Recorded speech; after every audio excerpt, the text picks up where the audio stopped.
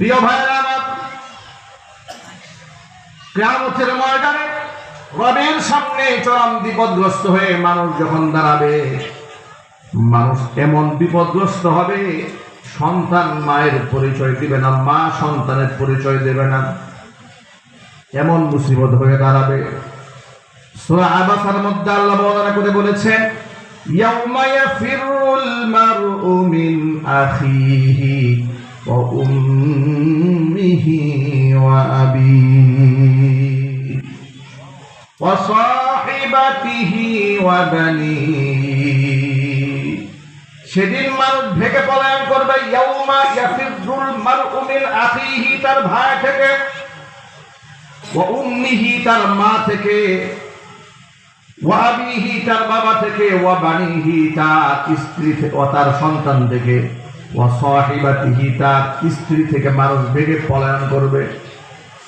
কেউ পরিচয় যখন দিবে না, এমন কঠিন মুসিবতের সময় তিনটা শ্রেণীর মানুষের জন্য বড় উপকারে আসবে।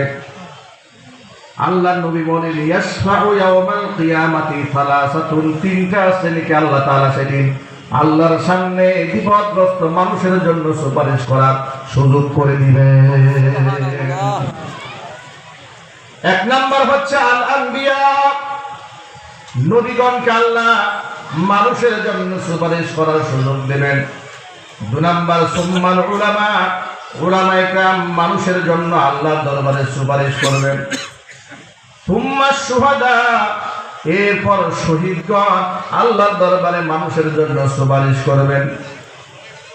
ভিন্ন একটা হাদিসের মধ্যে আরেকটু ব্যাখ্যা সাপেক্ষ পাওয়া যায় কথাটা।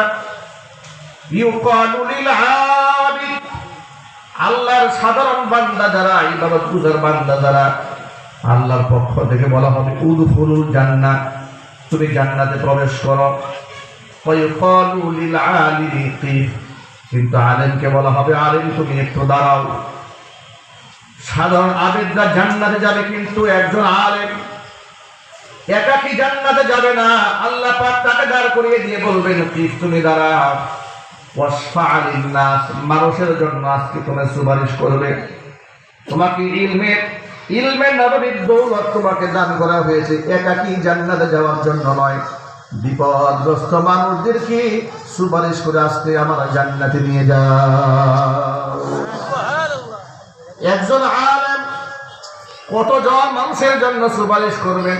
নবী করিম সাল্লাল্লাহু আলাইহি সাল্লাম বলেছেন, ওয়ালাউ কানা আদাদান নুজুম, আসমানের নক্ষত্র সমতুল্য যদি আলেমের সুপারিশের মানুষগুলা হয়ে যায়, আলেম যে সমস্ত মানুষের জন্য সুপারিশ করবে তাদের সংখ্যা যদি আসমানের নক্ষত্র সমতুল্য হয়ে যায়, এর মানে অগণিত যদি হয়, আলেমের সম্মানে আল্লাহ তাআলা অগণিত মানুষদের জন্য আলেমের সুপারিশ মঞ্জুর করে অসংখ্য মানুষদেরকে আল্লাহ মুক্তির ফয়সালা করে দিবে।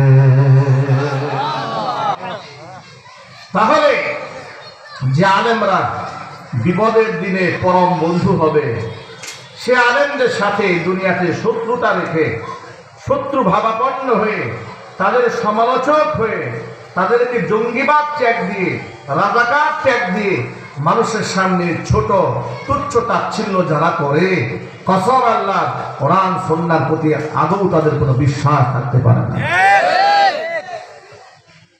এদেশের সাধারণ মানুষ আলেমদেরকে বড্ড ভালোবাসে, ঠিক কিনা ভাই বলেন?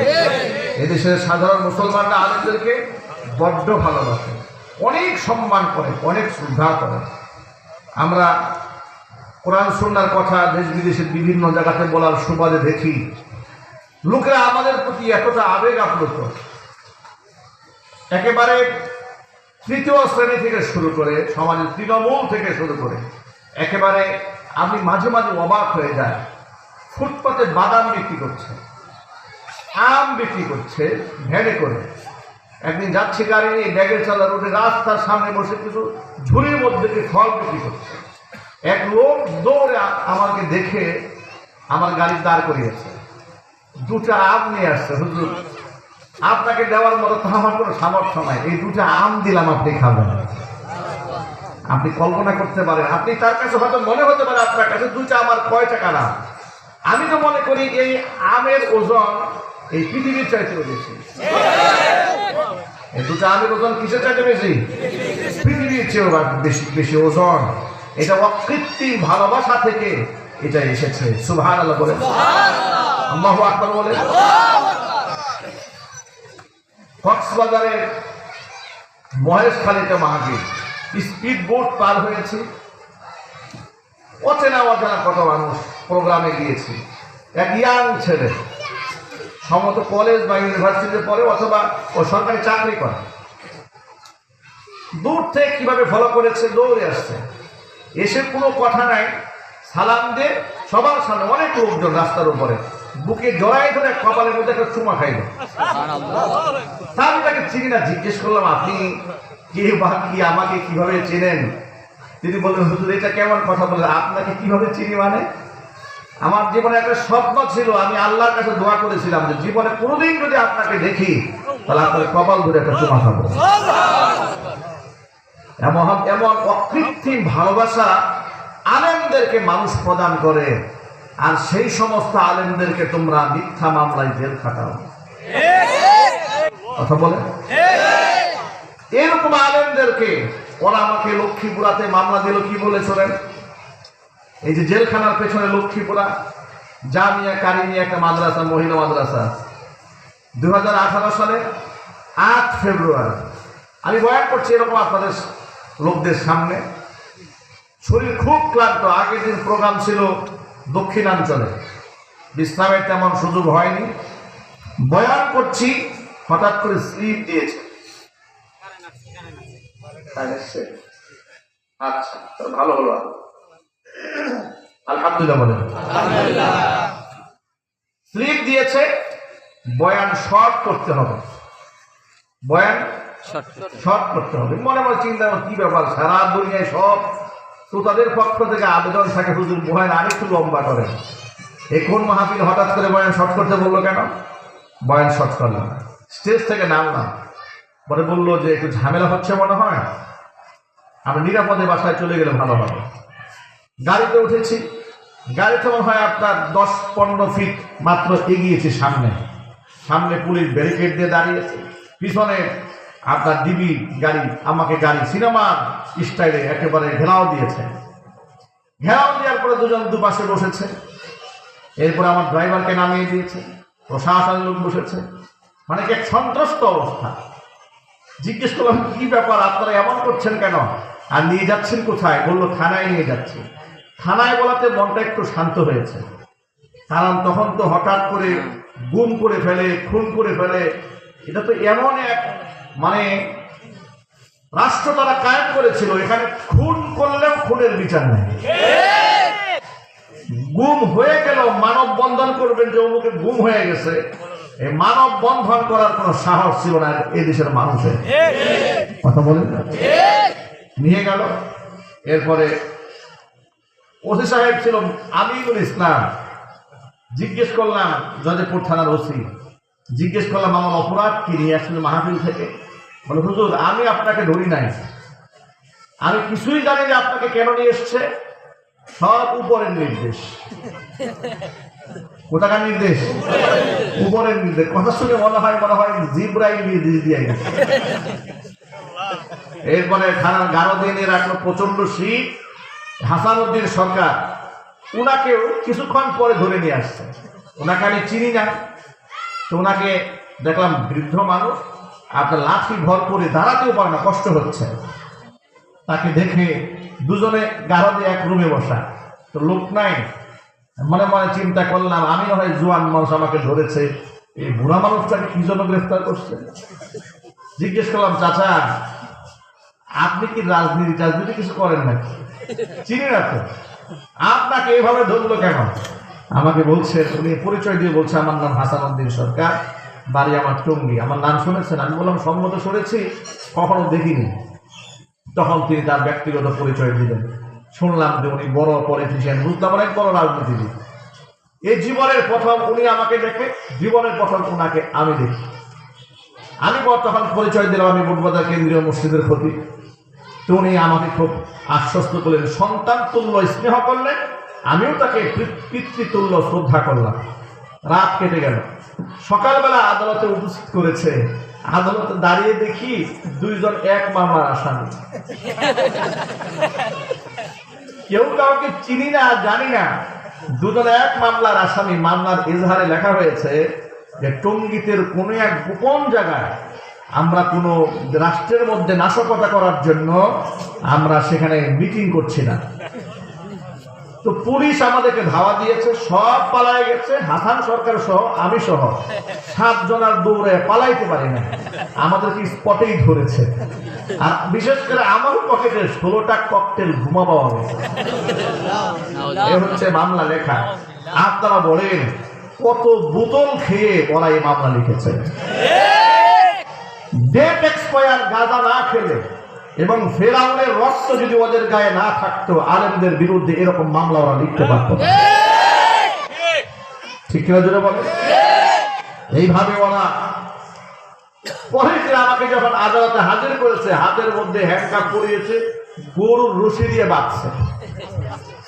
গরুর রশি দিয়ে বেঁধে সবার সামনে যখন নিয়ে গেছে, আমি লজ্জায়, মানে জীবনে ছোটবেলা থেকেই মাদ্রাসায় পড়েছি, সারা জীবন সম্মান পেয়ে অভ্যস্ত, হঠাৎ করে এতগুলো মানুষের সামনে হাতের মধ্যে হাত করা, গরু রশি দিয়ে টেনে নিয়ে যাচ্ছে, খুব লজ্জা লেগেছে। নিজের অজান্তে চোখ থেকে পানি টপ টপ করে পড়ছে। আর মনে মনে ভাবলাম, এরা এত জালেম হয় কি করে? আলেমদের সাথে এখনো আচরণ এরা করতে পারে, সাধারণ মানুষের সাথে ওরা কি আচরণ করে? কথা বলেন ঠিক কিনা বলেন? কারাগারে যখন ঢুকলাম, কারাগারের কয়েদি আসামি আমাদেরকে দেখে হতবাক হয়ে গেছে।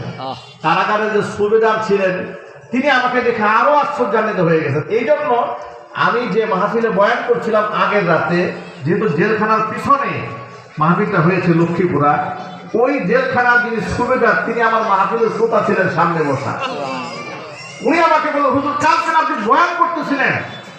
আমি বললাম, হ্যাঁ, ওই মাহফিল থেকে তো ধরে নিয়ে আসছে আমাকে। সুবেদার সাহেব খুব আফসোস করলেন যে কাজগুলা ঠিক হচ্ছে আলেম ওলামাদের সাথে। আমি গিয়ে দেখলাম সেখানে চুরের আসামি আছে, ডাকাতের আসামি আছে, নানা ধরনের নেশাগ্রস্ত ব্যক্তিরা আছে। আমাকে দেখে বলতে, হুজুর আপনাদের মতো লোকদেরকে যেহেতু ওই জালেম ছাড়ে নাই, আপনি নিশ্চিত থাকেন আল্লাহর গজবের উপর পড়বেই। আল্লাহর গজব এমন ভাবে পড়েছে, আল্লাহর গজব এমন ভাবে পড়েছে, আমি ওই দলের কর্মী বা নেতা এই কথা বলার সাহস টেকনাফ থেকে তেঁতুলিয়া, রূপসা থেকে পাথুরিয়া একটা লোকের নাই।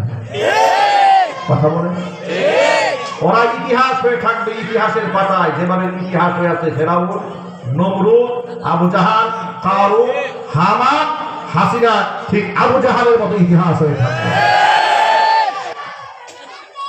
আপনাদেরকে বলি, ভয়ের কোনো কারণ নাই, আপনারা হতাশ হবেন না, ওদের আস্ফালন দেখে ভয় পাবেন না। যদি মানবতা বিরোধী অপরাধের তকমা লাগিয়ে 52 বছরের ইতিহাস ঘোলাটে করে 1971-এ কে মানবতা বিরোধী অপরাধ করেছে যার কোনো ডকুমেন্ট এই জাতির কাছে ছিল না, ওরা মিথ্যা বানোয়াট কাহিনী সাজিয়ে আলেমদেরকে ফাঁসির মঞ্চে ওরা উঠিয়েছে। আর 2024 সালে মানবতা বিরুদ্ধে যে অপরাধ ওরা করেছে, 2,500-এর উপর মানুষ ওরা খুন করেছে, মানুষের গায়ে পেট্রোল দিয়ে আগুন ধরিয়ে দিয়েছে, মানুষের চেহারা কুপায়া ছিন্ন বিচ্ছিন্ন করে দিয়েছে। এতগুলো ডকুমেন্ট আমাদের হাতে আছে, ওদের ফাঁসি নিশ্চিত হওয়ার আগ পর্যন্ত এই জাতি বিক্ষিপ্ত হওয়া যাবে না। ওদের বিচারে মানিতে হতে হবে।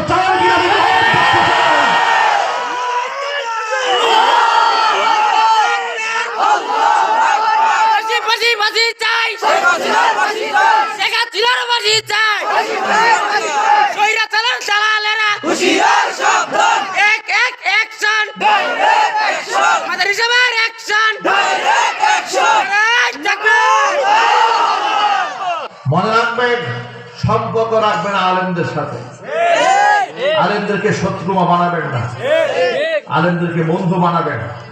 আর ওরা তো আলেমদেরকে জঙ্গি বলেছে, আপনারা পাকা একটা নিয়ত করে ফেলবেন, আজকের পর থেকে বাংলাদেশের এমন কোন ঘর থাকবে না যেখানে একটা আলেম থাকবে না।